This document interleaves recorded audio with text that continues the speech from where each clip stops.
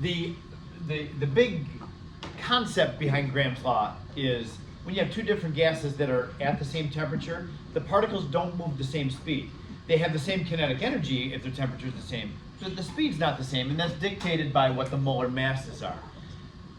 The higher the molar mass, the slower the speed, and therefore the lighter a gas is, the faster its particles move, and therefore the faster it diffuses. And that relationship is an inverse relationship given like that. We did two examples of this. The first example was just putting numbers in and finding one of the unknown terms.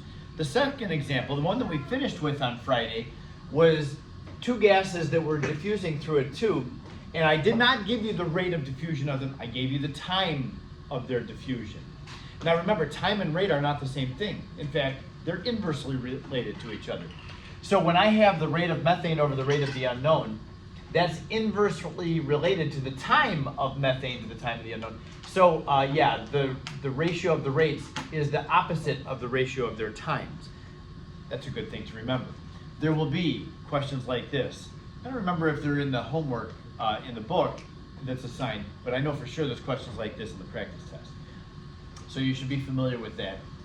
It would not be a bad idea to go through that example problem one last time, or one more time, and just remind yourself of what you're doing when you have the times given, not the rates. I have two examples for you today. One example is this one. This is going to be, I don't remember if there's questions like this on the homework exercises as well. I think there is, but I know for sure there's questions like this in the practice test.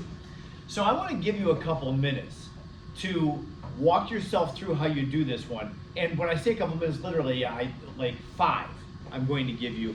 I'm just going to be quiet, let you wrestle with this. This one's going to take some putting things together.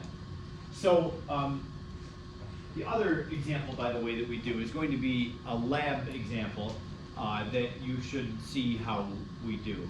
So yeah, this will be first. Go ahead, I'll just be quiet for a few minutes and see if you can work through this.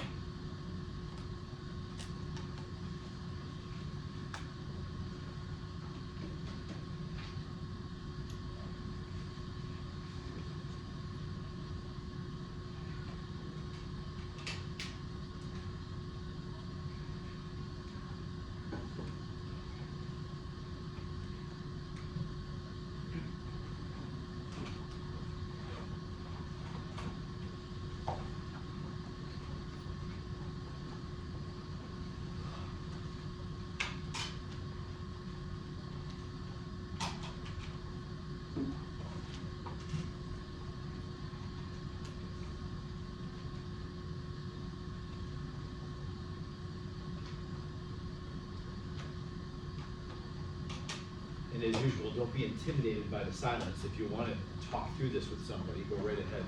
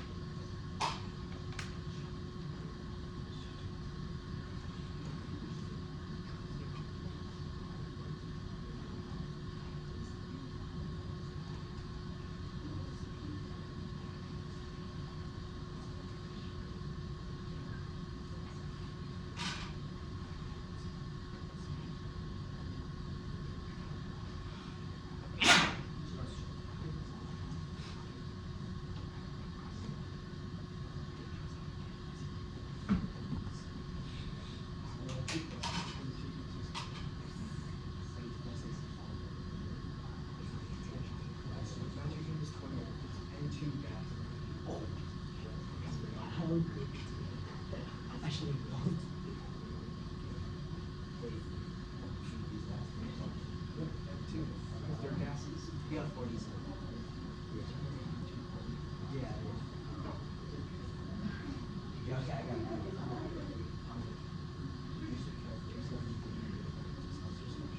No, you just keep it. It's not house. You just keep it. You don't need it.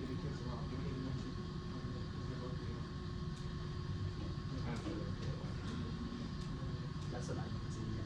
Yeah, 42.54.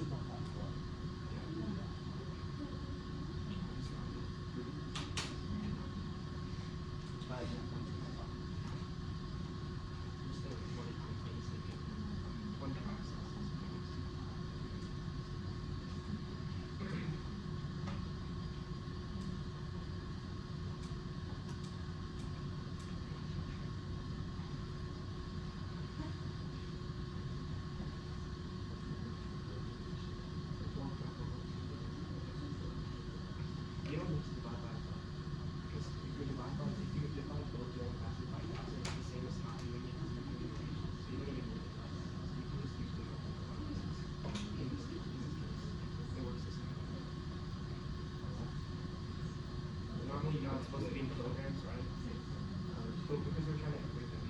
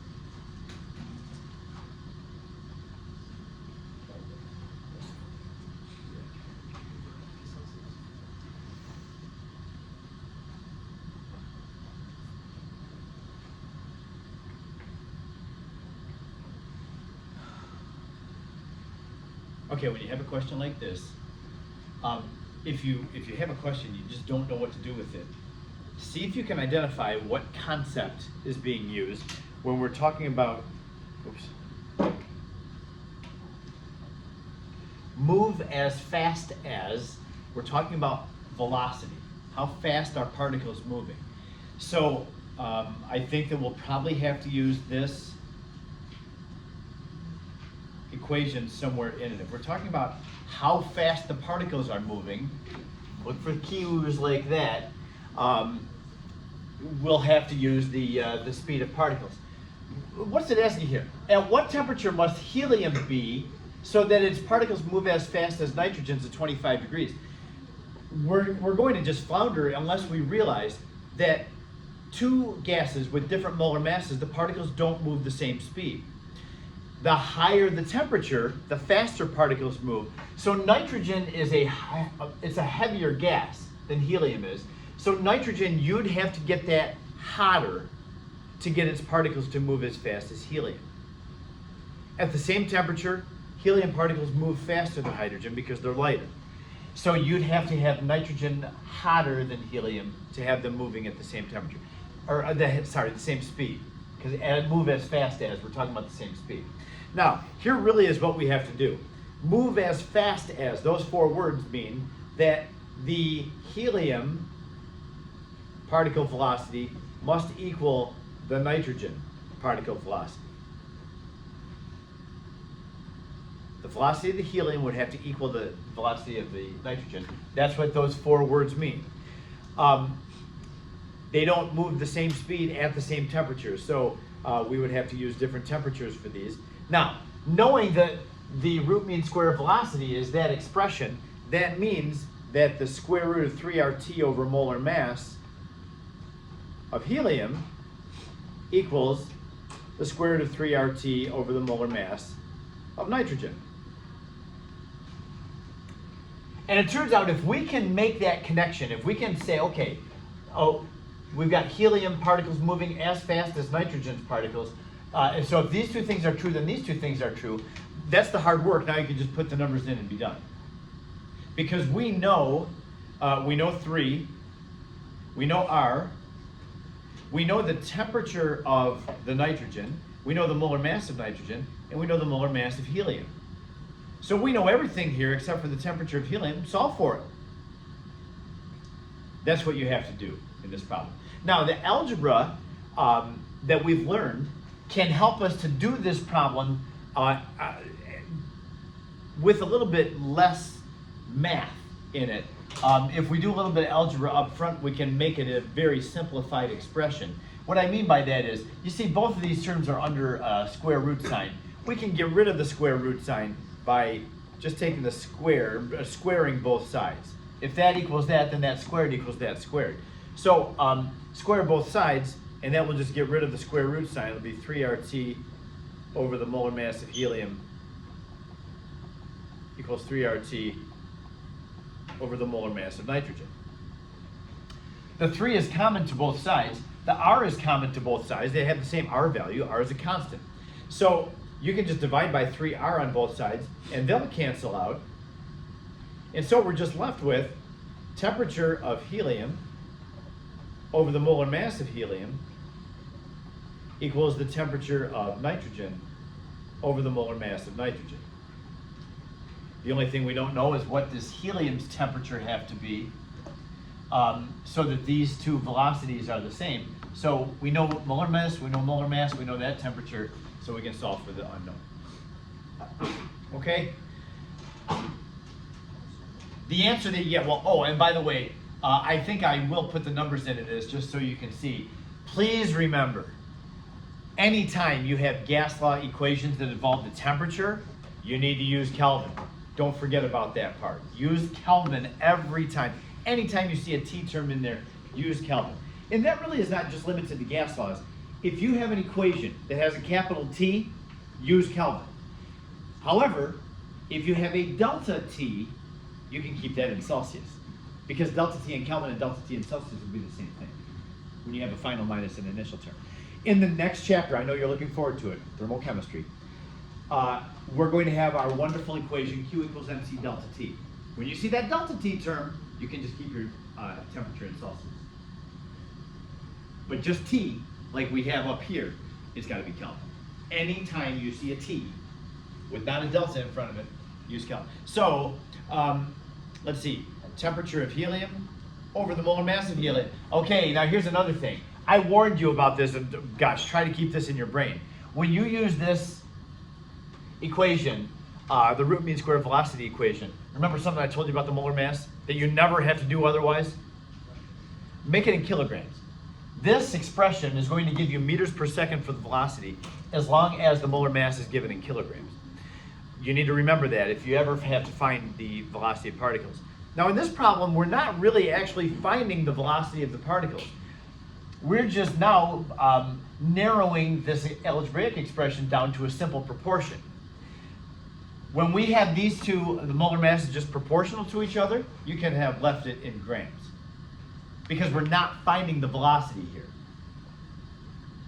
So, however, just because we were using that root mean square velocity expression, I will put the molar masses in kilograms. Let's see.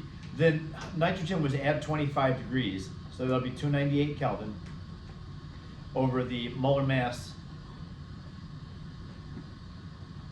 Man, my marker just wants to write grams after a molar mass too.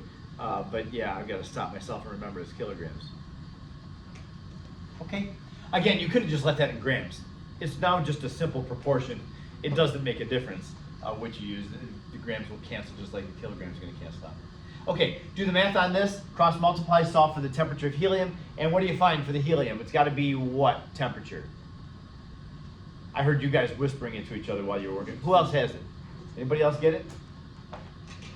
It's cold. When you look at that and you realize, oh gosh, that's in Kelvin. You got about 43. I cut it down to 2 sig figs because helium is really small. I only go one place past the decimal on my atomic mass.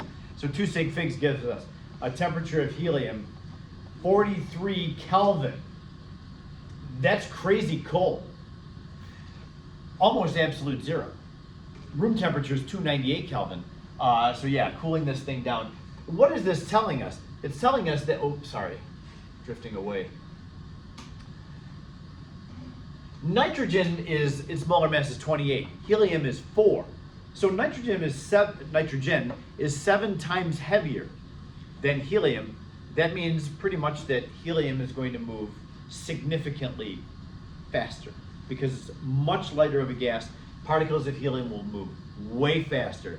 So yeah, nitrogen flying around at 25 degrees will have the same well, I should say the same speed of particles as helium at a very, very cold 43 degrees.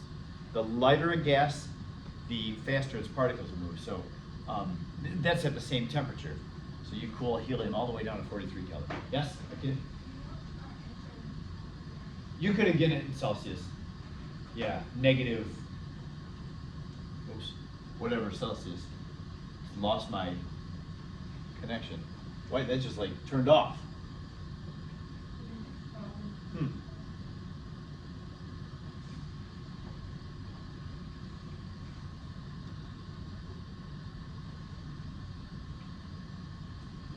That was weird.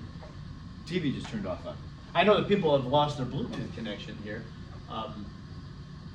Maybe it's the bees trying to get revenge. We've squashed too many of their friends.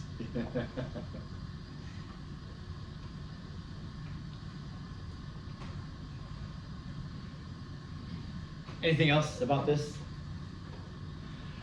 So our next example, and our final example for the day, is I know that there's a whole section in the exercises doing stoichiometry with gas laws. So I thought might be fun to actually run an experiment with a gas being produced.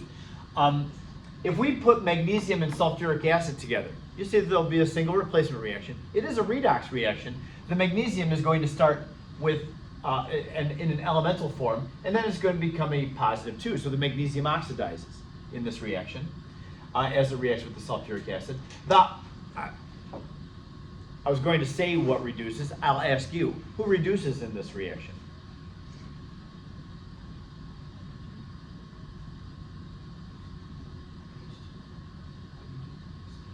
The hydrogen does. Hydrogen goes from positive 1 over there to 0 over here. So the magnesium oxidizes, the hydrogen reduces. Magnesium loses electrons, hydrogen gains electrons. Okay, now, what I'm going to challenge you with is this. I'm going to do this reaction, and the question is going to be, what mass of magnesium do I have? I already have.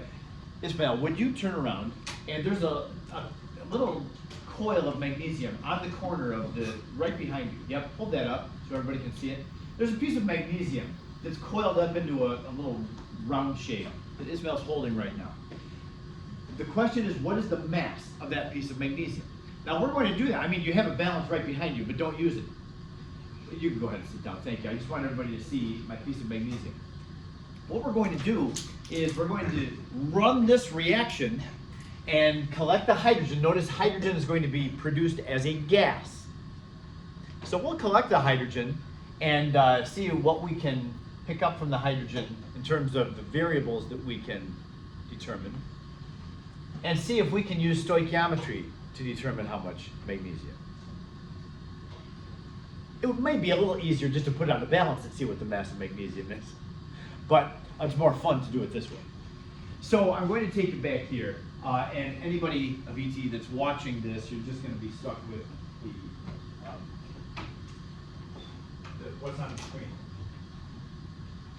So I have, and you would have done this experiment in your first year chemistry class if you had it in person. We'll be doing the reaction in this flask, and they just have to put some water in this tray.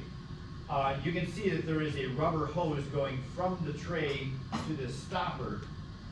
So we're going to generate the hydrogen gas with the magnesium and the sulfuric acid reacting inside this flask. The hydrogen is going to be produced. It's going to go through the tube and into the this trough. And it will be collected by the bottle, which would be filled with water. So, what we're going to do here is I'm going to fill this up with water first. When I say fill it up, I'm going to go about halfway up. I'm going to run the warm and cold to keep the water around room temperature. I don't want it warm and I don't want it cold.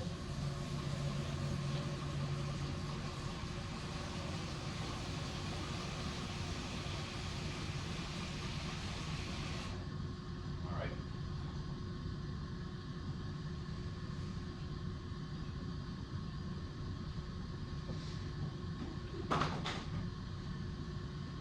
I have to make sure I keep this tube above the bottom of this thing because it will all leak out through the tube if I don't. Okay, I have a thermometer. I'm going to read the temperature of the water. The hydrogen is going to get bubbled through the water, and we're going to assume that the hydrogen gas that's collected is the same temperature of the water. So I'll just put the thermometer in there and let the thermometer sit there for a moment while I'm going to fill my collecting bottle up with water. We need a total volume of the water.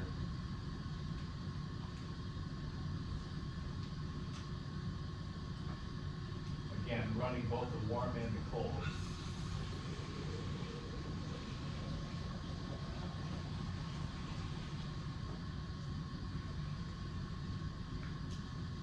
Okay.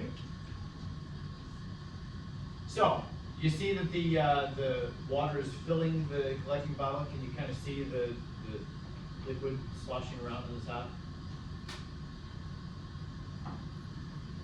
Hopefully. I'm just going to put a couple more drops of water in here.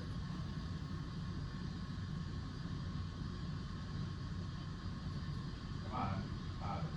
Just trying to be gentle with it. All right, we can definitely see the water now trying to just lift up and out. Going to put all of this water, whoops, pretty close, almost all of the water into a graduated cylinder and read the volume. This would be the total capacity of the bottle. And that would be 500, and this is a big graduated cylinder. It's graduated to the 10 milliliters. So I could read the tens with certainty and then estimate the ones of a liter.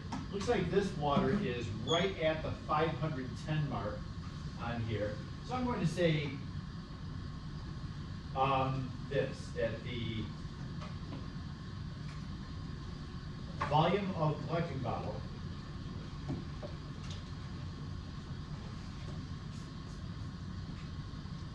is 510 with a decimal point. I'm measuring to the ones milliliters. The temperature, I've got the thermometer in here. Temperature of the water is just over 20. I'm going to say it's 20.1.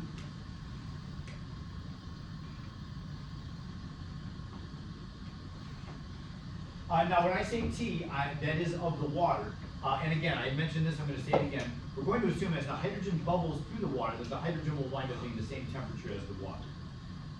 I think that's a fair assumption. Okay, now once again, I'm going to take this same water that was in the graduated cylinder and pour it back into the bottle. That will hopefully still fill it all the way up.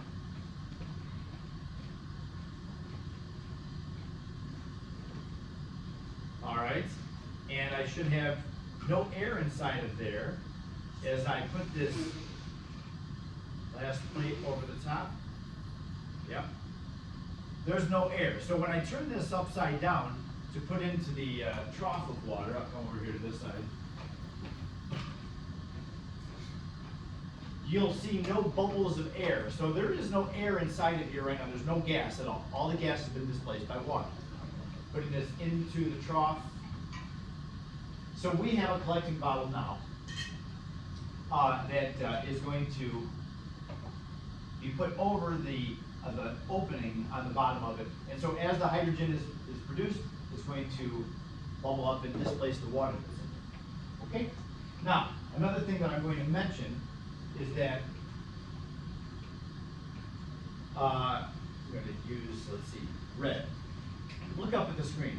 Above the magnesium in the chemical equation, I'm going to put Lr.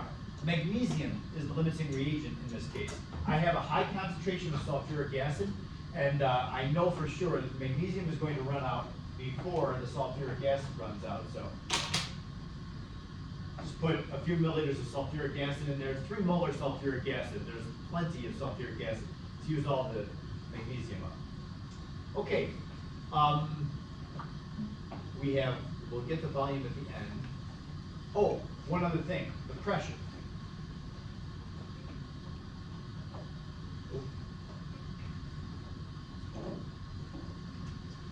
Now, as the hydrogen is collected in the bottle, the water level is going to go down. We assume that the air pressure out here is the same as the pressure above. I can't get a barometer up in above the water. I can't even like take a sensor and put it up there.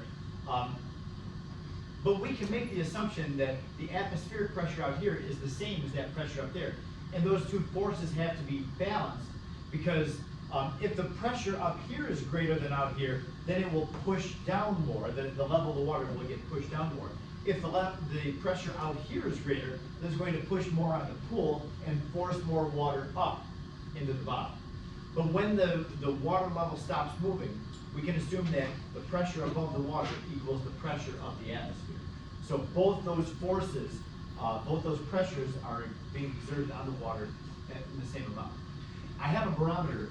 Oh, I thought I was having in front. Okay, I've got a barometer up here in the back of the room as well, and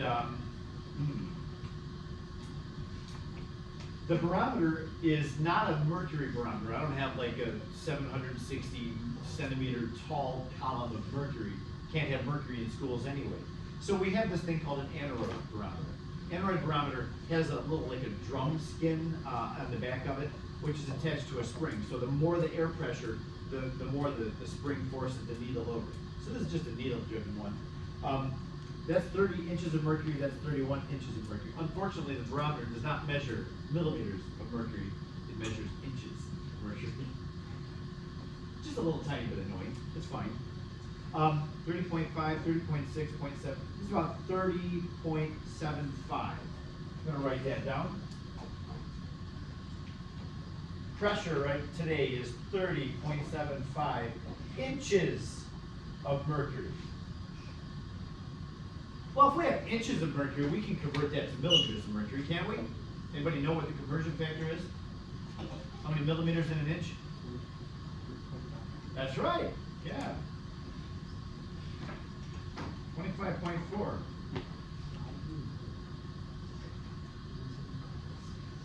Yep.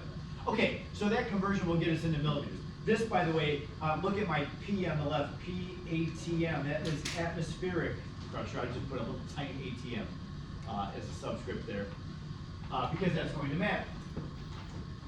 Okay, so let's do the reaction now. I have my piece of magnesium ribbon, and I'm going to, remember the sulfuric acid is already in there, so I'm just going to move this out of the way so you can actually see what's happening inside of here. Dropping the magnesium in, and I will immediately put the stopper on so we can collect all the hydrogen gas. There we go. And so you can see the reactions generating hydrogen. The hydrogen is being sent through the tube and being collected in the bottom. And bubbling, bubbling, bubbling it goes. The bubbles really start fast. At first you think, oh my goodness, it's just going to displace all the water out of there. But fortunately, I had last hour to practice this thing, and it did not. And the magnesium is almost gone. The last little tiny bits of solid magnesium are dissolving. I see just a little hint of magnesium, maybe even isn't enough to push another bubble through. Okay. So we now have some displaced water. And again, the pressure of the gas above the water inside the bottle is equal to the pressure out here. We are collecting a gas over water. Is there anything you remember about collecting a gas over water, an extra thing to consider? Some of the water that's suspended up there does evaporate. And that means there is some pressure of water vapor up there as well. We're going to have to deal with that. But I'll just measure right now what the volume that is left in the collecting bottle. So I'll come around here, put the top back on here without losing any. Okay, there's my volume of water that remains. Turn that right side up.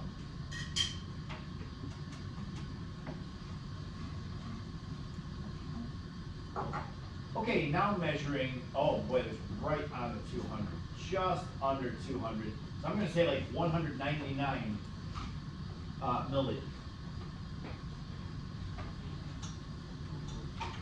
So we'll say volume remaining in bottle.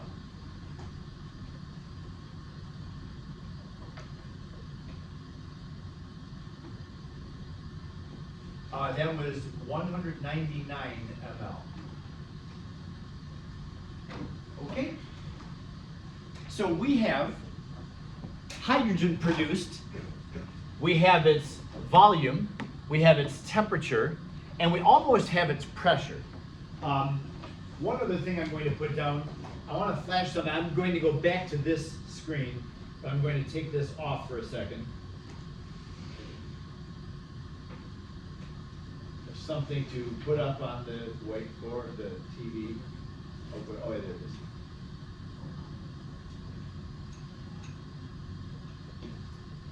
All right, take a look at this.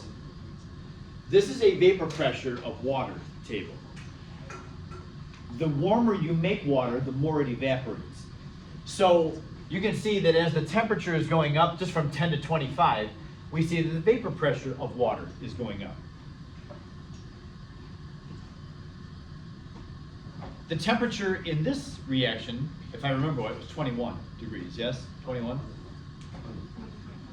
Oh, 20.1. So close enough to 20. So this would be the vapor pressure that's contributed by the water vapor.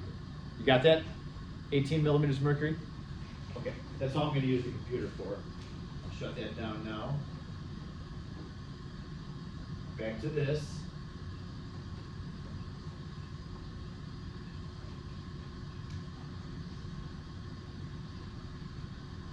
Okay, so pressure of water, vapor,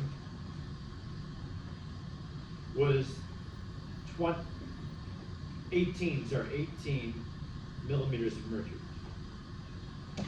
Okay, my friends, with that, what was the mass of magnesium that reacted? Everything written in blue is data for the production of hydrogen gas. So everything in blue is about the amount of this that was generated. You determine what mass of magnesium is.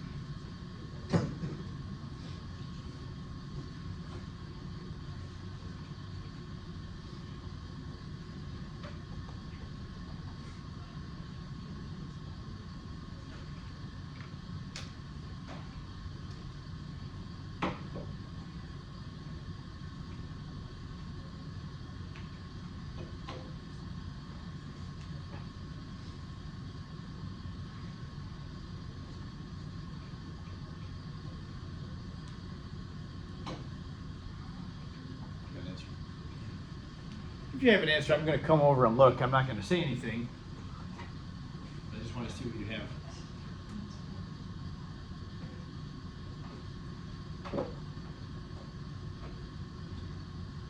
Maybe I will say something. Don't forget that's gotta be liters.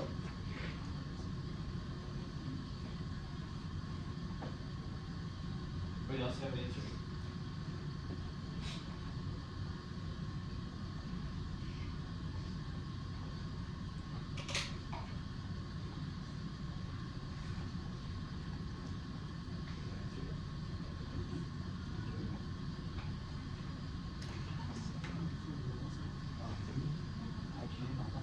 Oh no.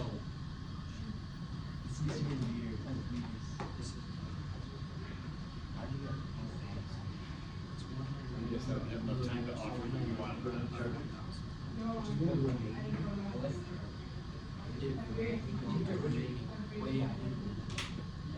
When is that? So get holes in pipe. Dead eye. I just put Oh, the yeah. calculator, so if I plugged it in wrong, it's not.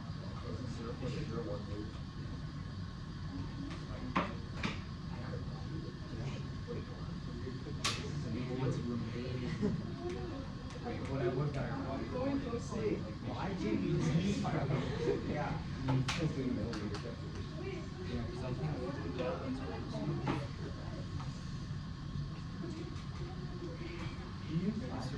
that's right.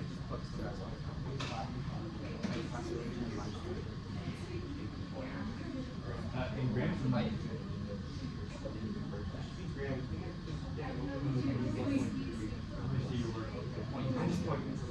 Wait, what's the answer? It's just P ways unless I was using the wrong one. Is that the wrong So the 18 is what? No, come on. 18 is the pressure of the water. Total pressure is. It's 30. Wait, it's 781. I need to put 18. I do need you to give. Wait, what did he say? Mass. Give it mass to make it easier. Well, when did we establish the What's up there? But you have to do the conversion.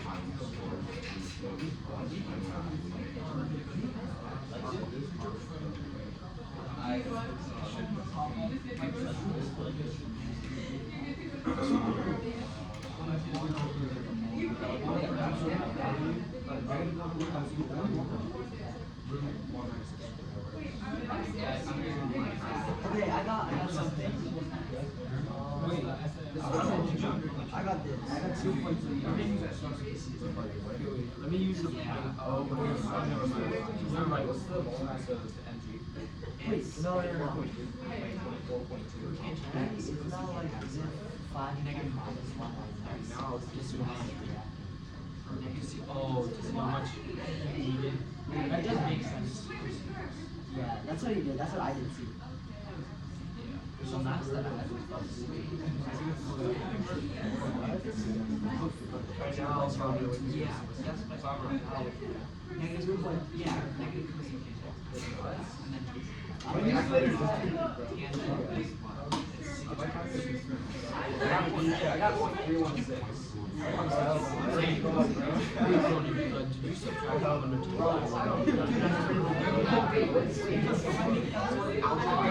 always in I got 2.3. Yeah, I got 2. So I just did what you did. You told me to subtract 2.3. Running up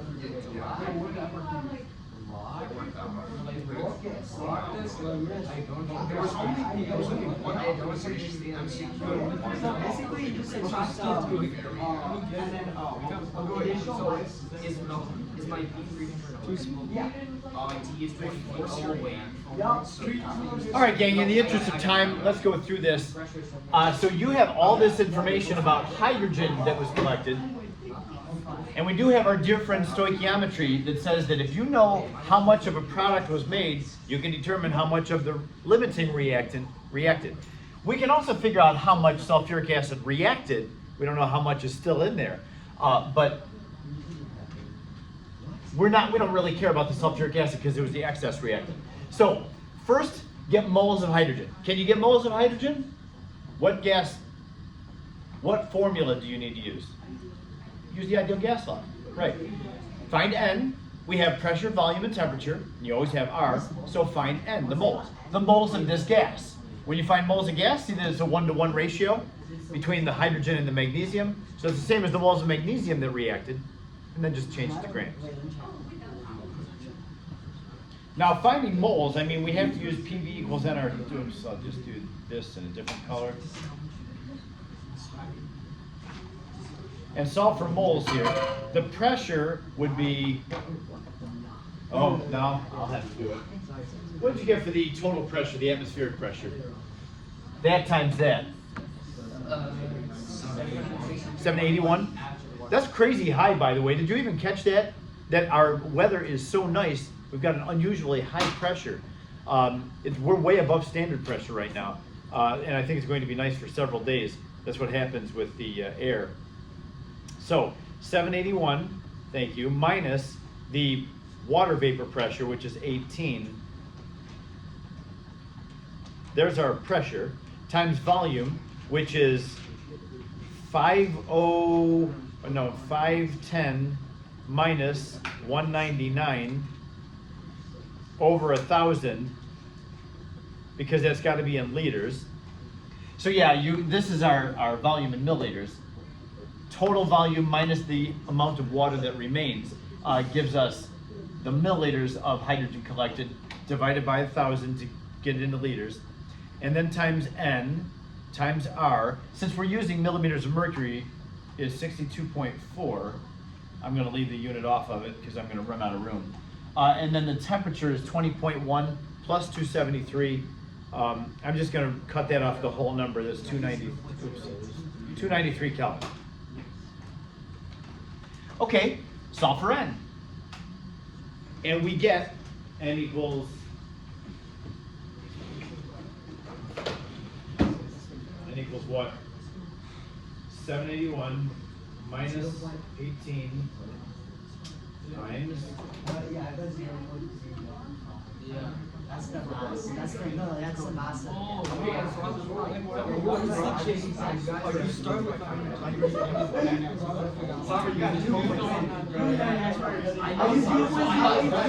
got the right answer. No, but then you let yourself be second guessed. I did. I got an N value of 0.0130.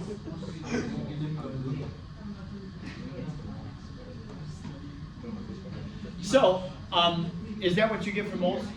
I don't know if I used the calculator order of operations correct. Okay, and then that was hydrogen. So all that work to get the moles of hydrogen that were made, it's a 1-to-1 ratio. There's our stoichiometry step, and then just get into grams.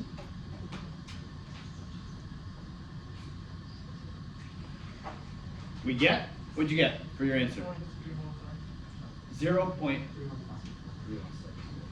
So 3132. That's funny because in my first hour we did the same thing. I didn't have the same starting mass, but we were off by about 10%. We were too high. First hour we're about 10% too high. This hour as well. How funny is that? The actual mass that I measured before class started was 0.28. Yeah, I have it right there. That's I had that written down before class started. So yeah, now what is it? I wonder if it could be the barometer. Maybe the barometer is not accurate. I feel pretty confident about the volumes. We do have the atmospheric pressure minus the water vapor pressure. We've accounted for the water vapor pressure. Yeah, so something is off by a little bit, but it's pretty close. 10% error. Would you allow me a 10% error on a lab that I do? No. Yeah. If I allow you a 5% error on your labs? Last lab that we did, the unknown molar mass, I gave you a 5% window. I think everybody was within that 5% window. Titrations are very accurate. So that was That was great work by you. Okay, can I answer anything about this?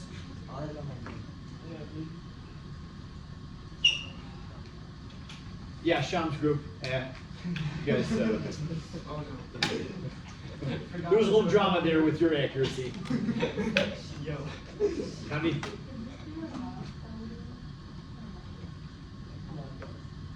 The one that I'm putting off till next week? No, this is not it. Yes? Oh. This number has 3 sig figs, this number has 3 sig figs, that has 3, and that has 3, so our answer should have 3. Now, I only gave you 2 sig figs there, but when you report an answer, it should be 3 sig figs. Okay, that's it for today. We've got about 5 minutes left in class. I did have a question from Bo, so I'm going to answer that. But any other, like, if you have any questions? Oh, there was one question that I'm going to mention now. I think it's number 89. It mentions something about finding a mole fraction.